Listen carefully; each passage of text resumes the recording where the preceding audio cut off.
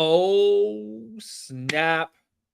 Welcome back to the channel, y'all. My name's Patrick. If you like true crime, go ahead and hit the subscribe button down there. Hit the like button because we got a case to talk about tonight. Thanks, everybody, for coming over from the TikTok live. We go live on TikTok, and then we come over here to YouTube, and we go live. Y'all ready for this one? Oh, my goodness. We got the case of Meighan Cordie to talk about. Real quick, though, let me give a shout out to Jason. Thanks for becoming a member. And thanks for becoming a member of the channel. Y'all, if you want to become a member, click the link I'm going to post right now. It's in the chat. I'm going to pin it to the top of the page. And just click, click join. And shout out to Jose coming in hot with the $2 super chat. Thanks for the love, y'all. Send a super chat if you want to support the show, support the channel. I appreciate it. It helps me go live every single night. It's that little $ thing in between the emoji and the plus thing down there in the chat. Click it. You can go crazy, y'all. Go crazy. All right, I'm going to pin those. Let's start with this case. Oh, man.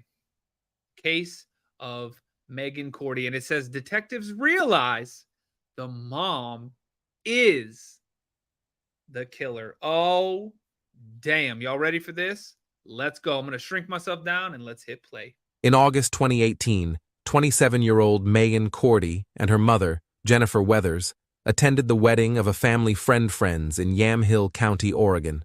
What should have been a fun evening of dancing and oh, Lord, here we go.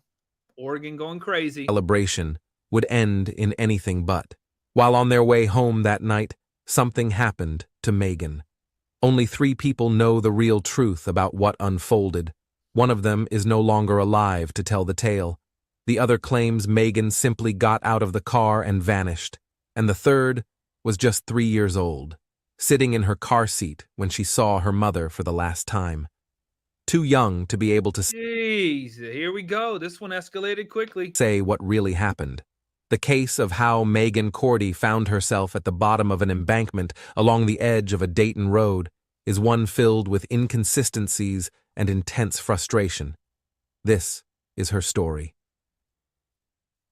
Oh, Lord. Jose! Hit me with another one? And Linda joining the channel?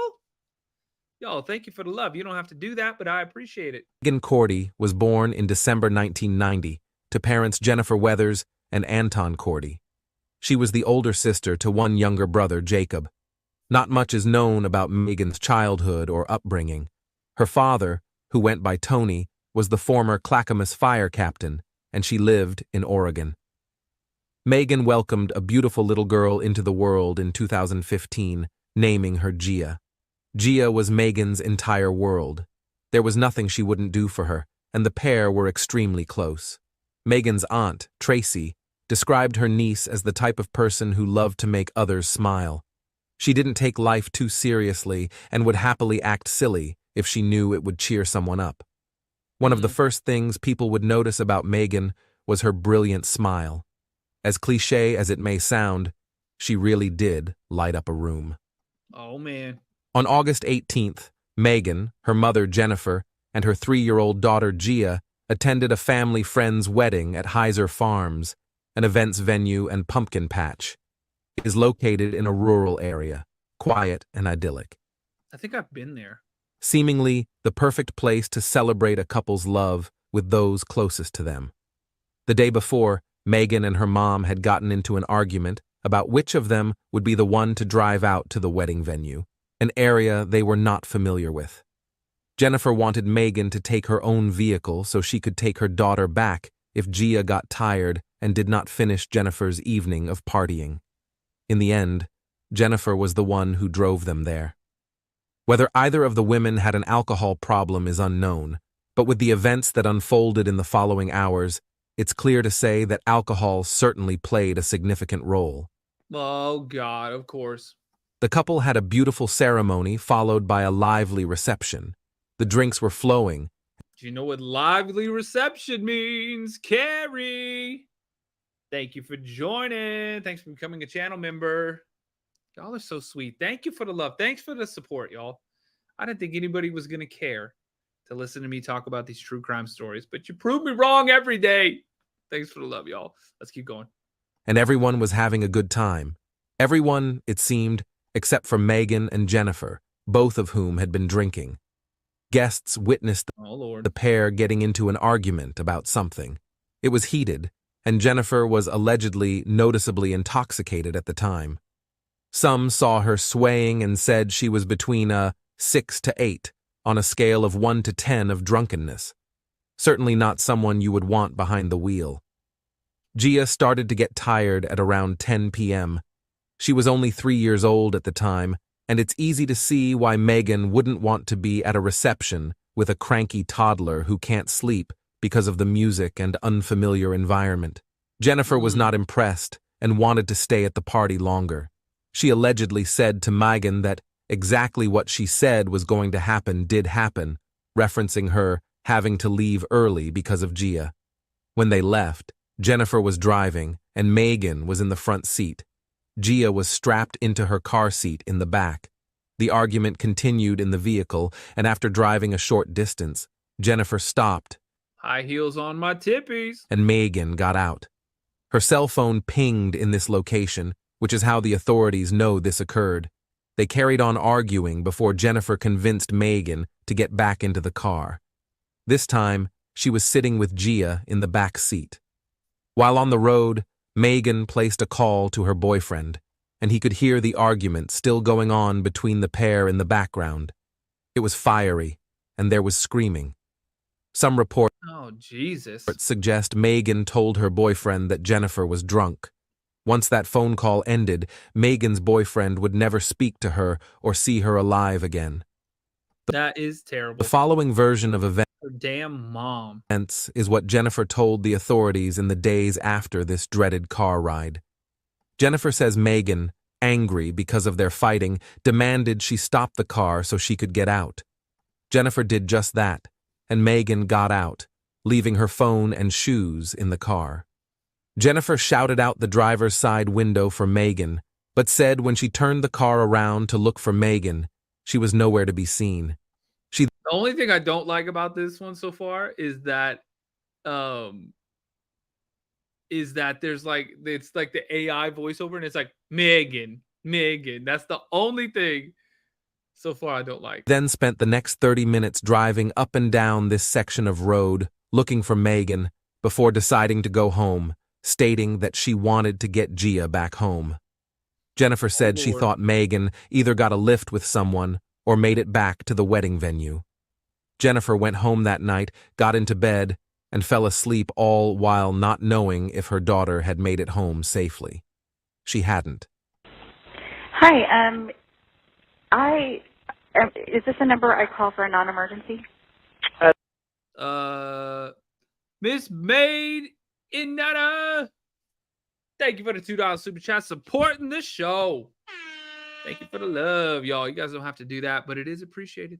Thank you for the support. I appreciate it. So this is the mom calling 911. Oh, Lord. This is the dispatch center non-emergency number. How can I help you? I'm sorry. My daughter has been missing since last night, and I'm getting kind of worried because she's supposed to work in 10 minutes, and I haven't heard anything from her. We were at a wedding, and she was upset and got out of the car, and I haven't heard from her since, and I haven't been able to find her. I drove around for 2 hours this morning looking for where she got out of the car, and so I don't know if I should call 911 or if I have to wait a certain amount of time. The next morning, on August 19th, Jennifer wakes up and finds that Meighan is not back. She decides to see if she can report her missing, but doesn't do so by calling 911. Instead, Jennifer dials the non-emergency line. In the call, she states she spent 2 hours that morning looking for Meighan, but has been unable to locate her. No, there's Now it's saying Meighan. never a certain amount of time that you have to wait. It's Meighan. Okay. Do you want to report her as missing? Yeah, I think so. Where was she missing? You think so? Man, you crazy as hell. I've checked the hospitals and I checked the jails, and she's not in either one of those. So the wedding was at Heiser Farms in Dayton, Oregon, This call has been much debated, from Jennifer's words to her tone of voice. She does seem calm throughout the conversation, but people do handle stress differently.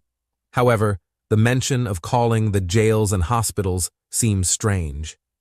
If Jennifer did think that her daughter could have been arrested or hurt badly enough to be in the hospital, surely there would be a greater sense of urgency here.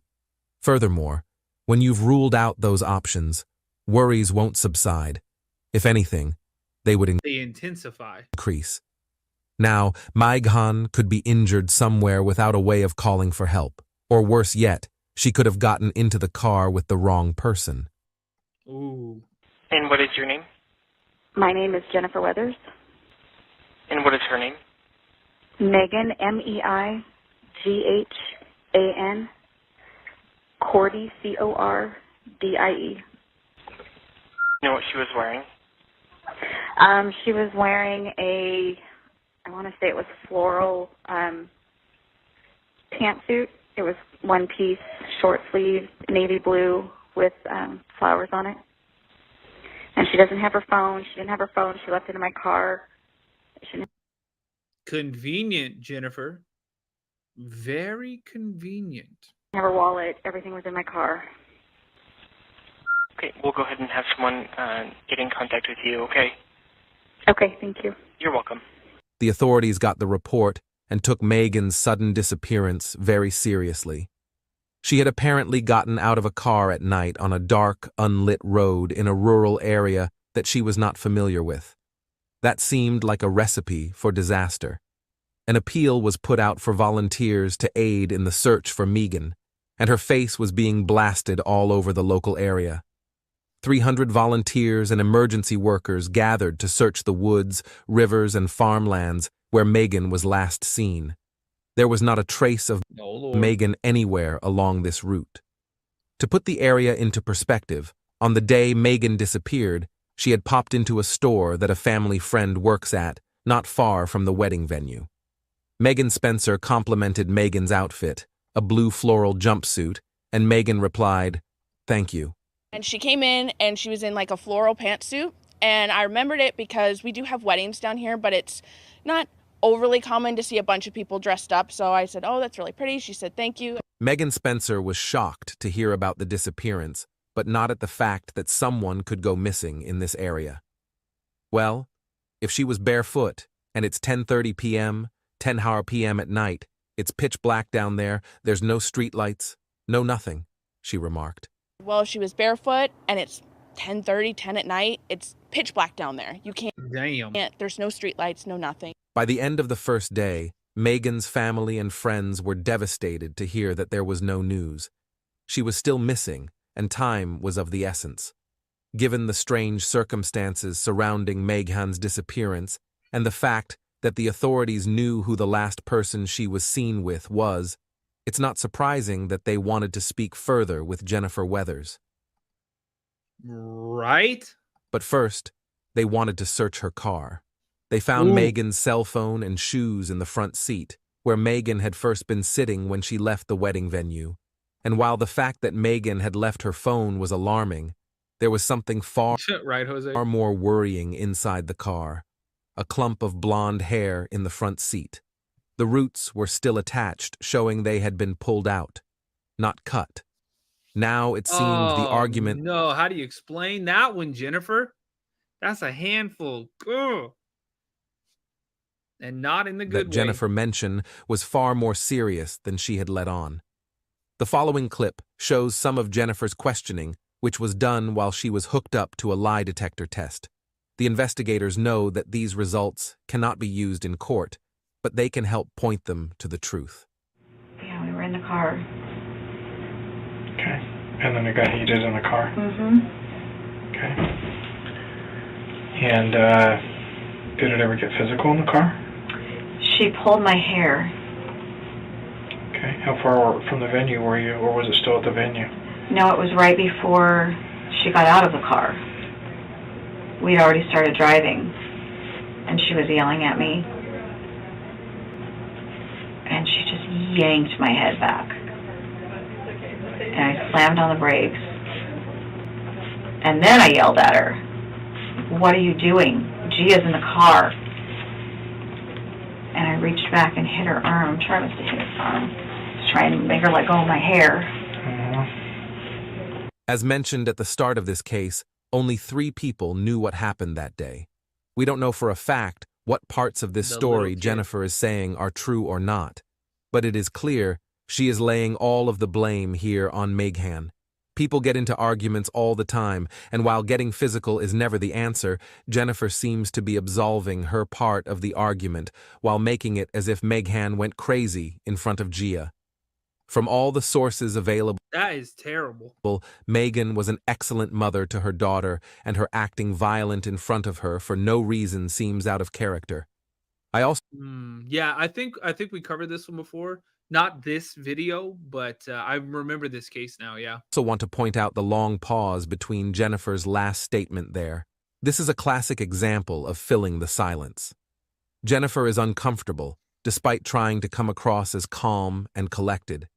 If she was recounting the facts as they happened and she was confident in her recollection or version of events, Jennifer would not have paused for 12 long seconds to add that she hit Meighan's arm away. And when she finally let go of my hair, I started slowing the car down, which is when she started opening the door and saying, "I'm going to get out." Oh, first she had called her boyfriend. You hit her in the arm how many times? Oh, I don't know. I just reached back until she let go of my hair. Okay. I Are don't you know. sure that you were hitting her arm? No. You're just hitting something. I was just reaching back and... Okay. Yep, that's her mom. And you sound crazy as hell. I mean, it had to have been her arm because she would have been like this. So, I'm assuming it was her arm. Okay. Yeah, but she called her boyfriend first and wanted him to come get her. What's And his that name? was before she pulled my hair. His Okay. name is Brendan. She calls him Burr. That's his nickname, B-U-R. Jennifer tells the investigator that Meighan called her boyfriend and asked him to come and get her, but she does not mention why or when this occurred. Given the wedding guests who said Jennifer was significantly intoxicated, was Meighan worried about how her mother was driving? If she was, why would she leave her daughter in the car with her? Cursing back and forth at one another and really getting ugly like that. I mean, you're saying that asking she's... me? Oh, yeah. Okay. I mean, she called him, you know, I want you to come get me, and he must have said no. And then, Whose phone did she call him with? hers. Okay. And then, And this is when she pulls your hair not too long after that? yeah, What predicated that? who knows? I have no idea. Who knows? Were you guys in the middle of yelling at one another and she pulls your hair? You Yeah, know. sure. Okay.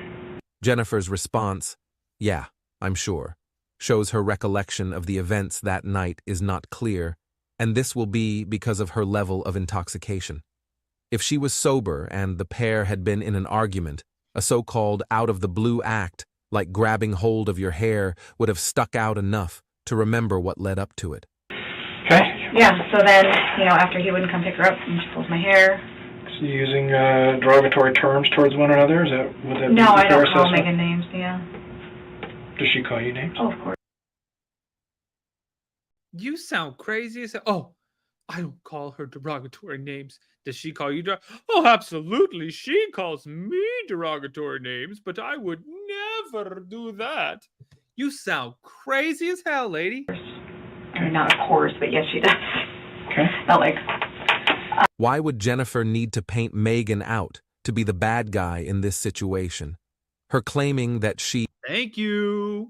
doesn't call Meighan names, and then a second later responding that Meighan, of course, calls her derogatory names, is strange behavior for a mother whose daughter is still missing.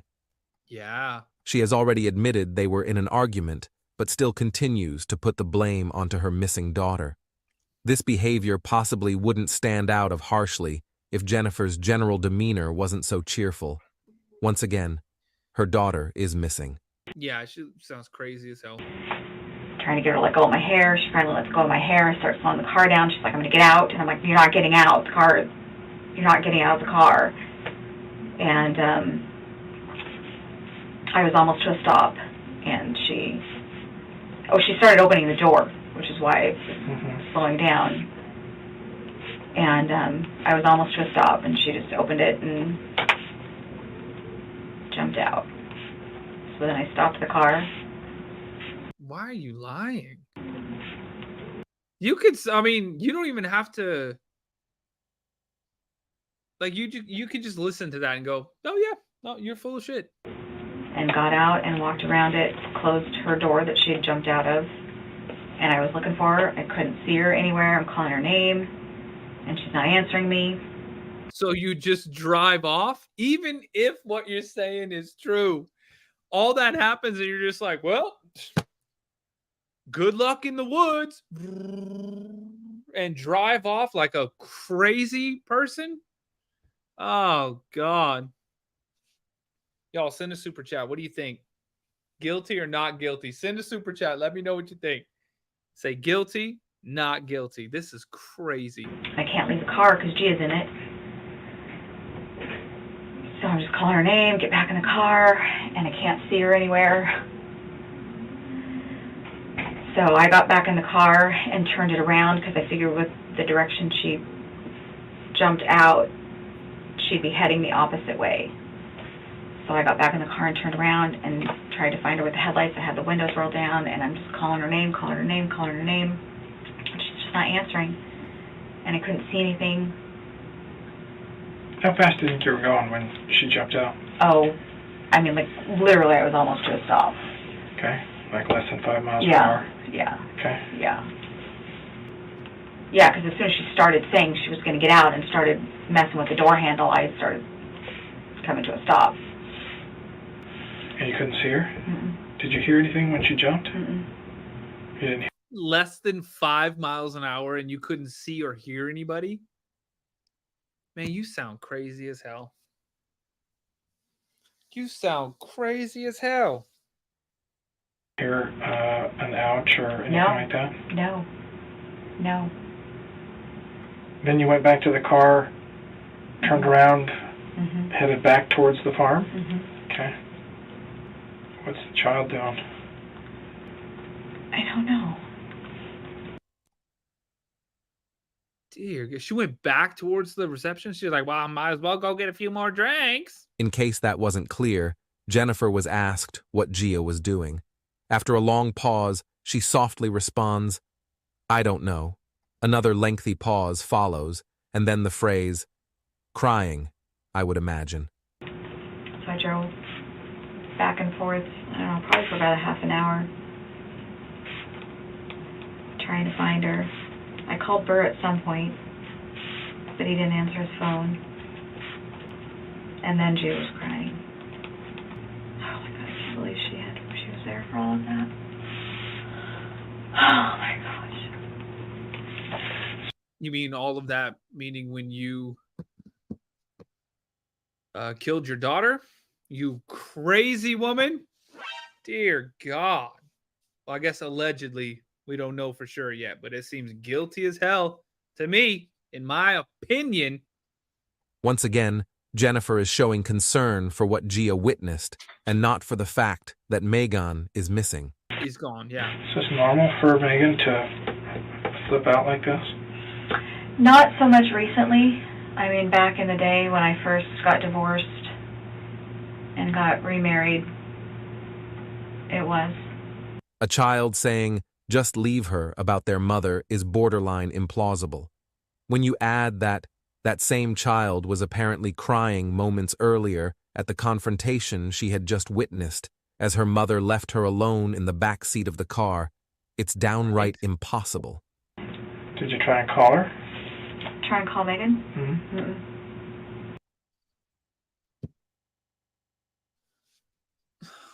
Tell me you're guilty without telling me. Did you try to call her?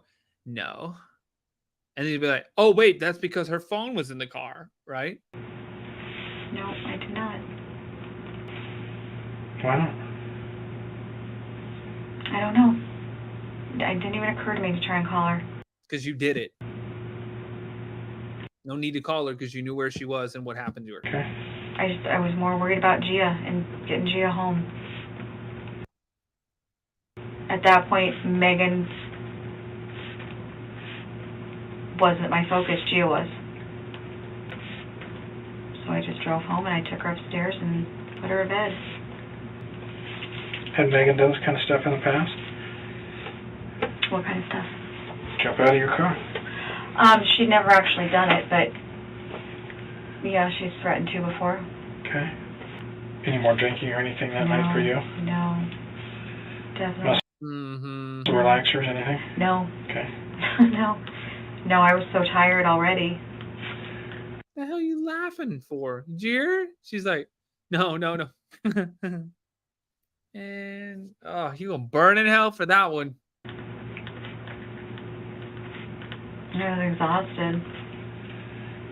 I didn't take my makeup off or anything. I never do. Oh, you were exhausted? You were exhausted? At that point, you're saying your daughter was out there just wandering around in the woods alone at night. And that's best case. And that's if what you said is true. She's out there just wandering around in the wilderness. And you're exhausted. Well, I was just so tired. I didn't want to call her or look for her. I just went home. You are crazy as hell, lady. Go to jail. Go directly to jail. Do not pass go. Do not collect $200. That I didn't take my contacts out. Okay. I just got in bed with Gia because she was asleep. And I just crawled in with her and cuddled her. Okay. Did that surprise you that Meighan was acting the way she was acting in front of her daughter? In front of her daughter, yeah. And that she wouldn't stop. Okay. It definitely surprised me. I mean, she hasn't done anything like that before. No? No. And usually in text. Hmm. You know, she likes, she's an angry texter. An instant angry texter. What kind of stuff sets her off? Me. What? Stop laughing, you crazy person. Stop it. Anything I do. You know, she'd done it to me a few weeks ago when I stopped by to pick up Gia. While she was at work. I met her at her work and picked her up. And Where does she work? Blue Mercury at Bridgeport. What is that? It's a cosmetic store with aesthetic services. Okay. She's an esthetician. Uh-huh. You'd stop by to pick up I picked Gia. up Gia and asked her what time she was going to be done with work, and she said 5:30. And I said, I thought, you had told me 5 before. And she was like, yeah, I thought it was 5, but it was 5:30, and I just kind of rolled my eyes because she does that a lot, like just doesn't know her schedule. Mm-hmm. And she's like, what? And I'm like, well, I just don't understand how you never know your schedule. Like, you're 27 years old. Mm-hmm. How do you not know whether you get off at 5? Just disparaging her some more there, Jennifer. Just trying to bring her down even more. She's missing and like, well, she doesn't even know her schedule. She always calls me derogatory names. Man, everything you're doing right now is pointing the finger straight at you. That is crazy as hell. 5:30. Mm-hmm. And I woke up at about 5:30 On Sunday? on Sunday because the sun was coming out, and I got up and I got dressed and grabbed Gia and went out to look for Meighan. You didn't call her first? No, I had her phone. She had left her phone in the car. When did you figure that out? When I took Gia out of the back seat, I saw it on the floor. After 4 days of intensive searching, the authorities were forced to call off the search. A massive amount of manpower had gone into looking for Meighan, but with still no sign of her in a lengthy radius around where Jennifer said she got out the car, they needed to scale back. Of course, they would continue to work on Meighan's case as an active investigation. By now, a fair share of suspicion had fallen on Jennifer amongst the investigators. No shit. The story she told them wasn't making sense, and when her lie detector test results came back as inconclusive, it further concerned them that she wasn't telling them the whole truth. But they would soon have a major development. On August 23rd, The day after the search for Meighan was called off, a group of joggers were enjoying a brisk outing along the quiet Dayton roads when one of them noticed something down a steep embankment. It was Meighan Cordie. Sad ending to the search for a missing woman from Yamhill County. Joggers stumbled on a body near Dayton, believed to be that of Meighan Cordie. Meighan's body was discovered down a steep, rocky embankment. Why hadn't the searchers been able to find her? Because Meighan was found 9 miles away from where Jennifer said she got out of the car. This discovery brought a tragic end to a heartbreaking Dear Lord. case. A community pauses to remember Meighan Cordie ahead of a summertime tradition in downtown Dayton. Meighan's body was collected from the scene and transported to the medical examiner's office for an autopsy. The results would show she had suffered significant injuries. Meighan's cause of death was ruled to be blunt force trauma to the head. She had suffered aortic separation, which would have caused an instant death. For the next 30 days or so, there was little to no information from the... She ran her over. I mean, come on. Right? authorities regarding Meighan's case. That was pushed her out of the car, something. Until they held a She wasn't going 5 miles an hour. press conference on September 27th to give an update on the case. During this press conference, District Attorney Brad Berry detailed the events leading up to Meighan's death and discussed the autopsy's findings. He informed the press that the medical examiner felt that Meighan's injuries were not consistent with being hit by a car, and the lack of damage to her bare feet showed she had not walked any distance. It was also revealed that Jennifer canceled her second polygraph test and, from then on, stopped cooperating with the investigators. Perhaps the most important piece of information to come out of the press Why are you going to do that, Jennifer? Why are you going to do that? conference was the following.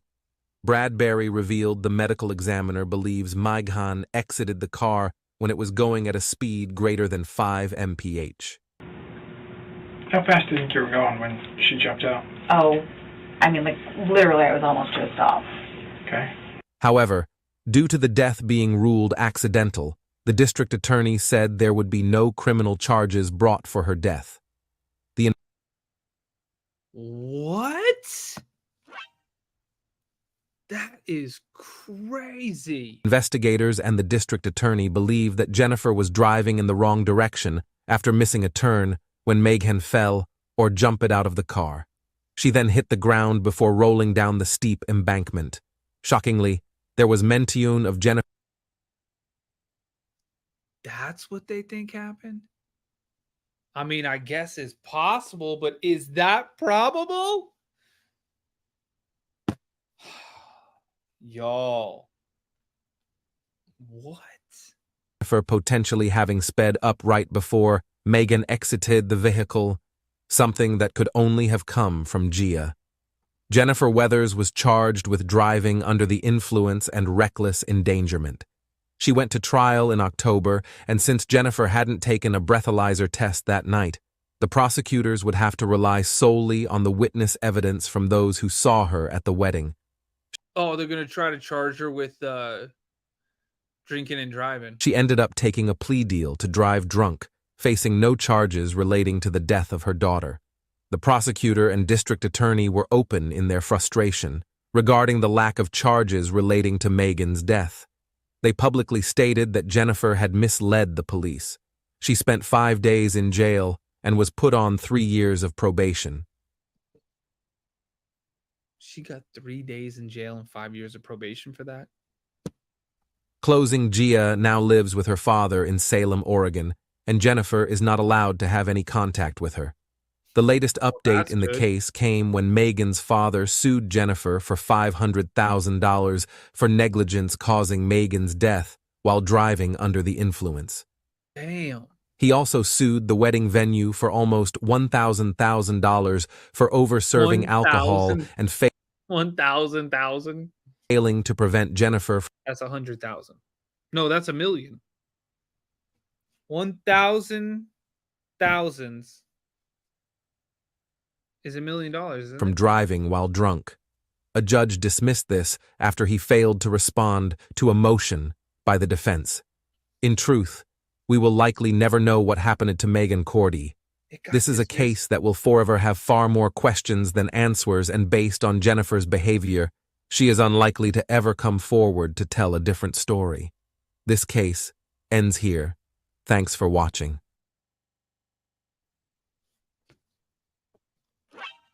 Oh my God. Y'all.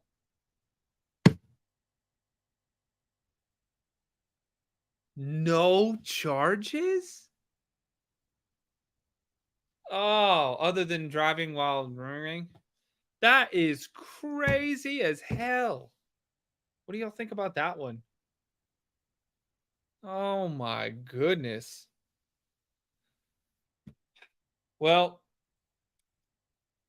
y'all, I got to jump off. I got to get some sleep. Thanks for hanging out with me, though. Make sure you go watch some of the videos I posted, y'all. Some of the reactions. I just posted one today. Go check that stuff out, y'all. Leave some comments on it. Share it out. I appreciate it. Thank you for the love. Thank you for the support. I'll see y'all tomorrow night on TikTok, and then we're going to do another live stream right here on YouTube again.